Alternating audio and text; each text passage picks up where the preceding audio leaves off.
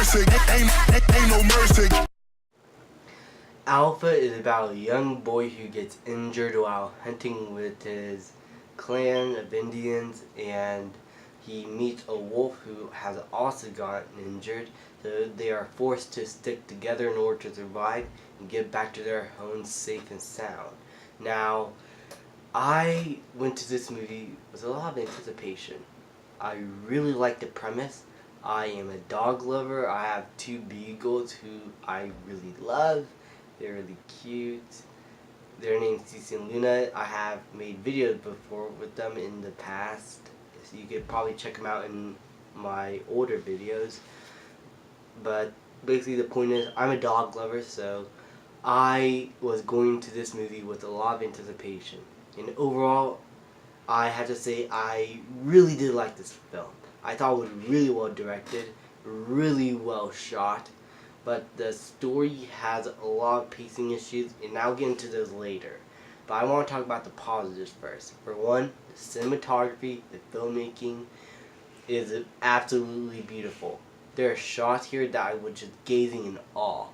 The landscapes, the wilderness, the way it's lit, the way it's shot, everything about the filmmaking here and the production is absolutely outstanding, and it's probably my favorite part of the film.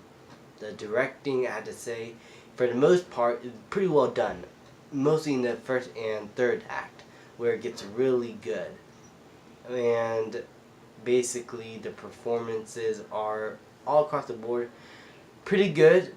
There isn't anyone absolutely amazing I would consider, but for what they're able to do, I think they did a pretty good job with their performances. And the relationship between the boy and the wolf is really well handled in my opinion, and I really did like that aspect of the film. However, the film can get boring at times, mostly in the second act, because nothing much ever happens. I'm going to compare this to The Revenant for just a little bit. In The Revenant, after Hugh Glass gets his son killed by, I forgot what Tom Hardy's character's name is, but by Tom Hardy, and is left for dead, that movie could have easily been boring at that point because he could just be walking and nothing much will happen. But in that movie, Indians, animals, the weather, the intensity of that is what made it so enthralling to watch. Here, the movie did not have any of that in the second act, and I wish that this movie could have had more intensity. So it just did not grab me as much as I want, because I was waiting for something to happen to these characters and how they're able to survive in the wilderness.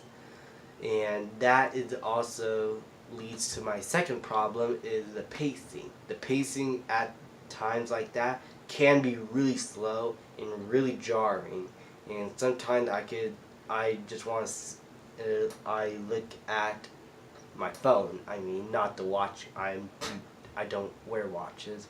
I look at my phone and try to see what time it is, and the movie just doesn't to pick up until the third act, where it gets really good.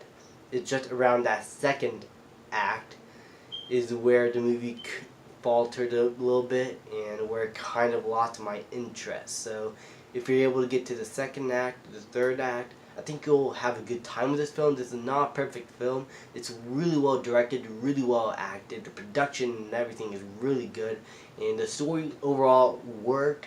Just that around the second act, it could be a bit boring and the pacing is really slow. But overall, I did have a really good time with this movie, and I do suggest that you guys go check it out. I'm going to give Alpha a B+.